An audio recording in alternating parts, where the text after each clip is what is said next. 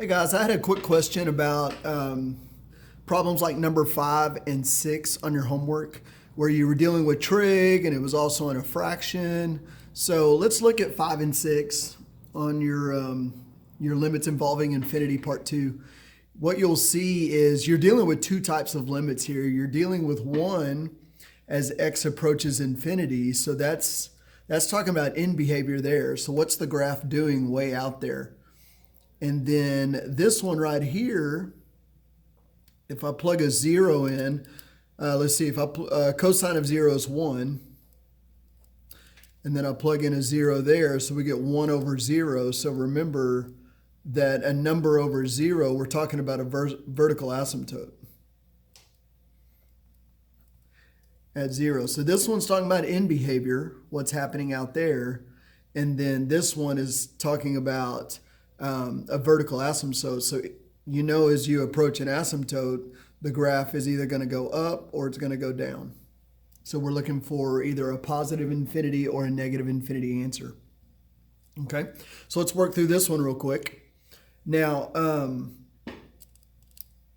if you think about the sine graph, okay, it's going from positive 1 to negative 1. So you know, sine of infinity is going to be some answer, any answer between negative 1 and 1. So we're just talking about a number on the interval, negative 1 to 1. And then that is over, plug that in, and you get infinity. Well, remember that any number over infinity is 0. Okay, really, really, really tiny number.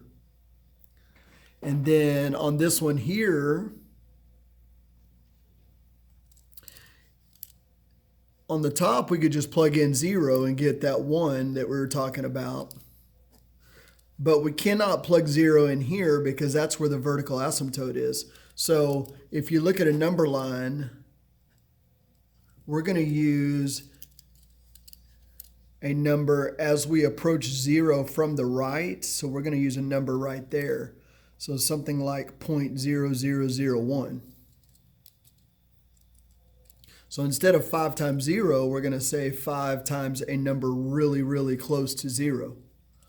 So we can plug in that 0.0001 right there. So we're talking about 1 over 0.0005, which is positive infinity.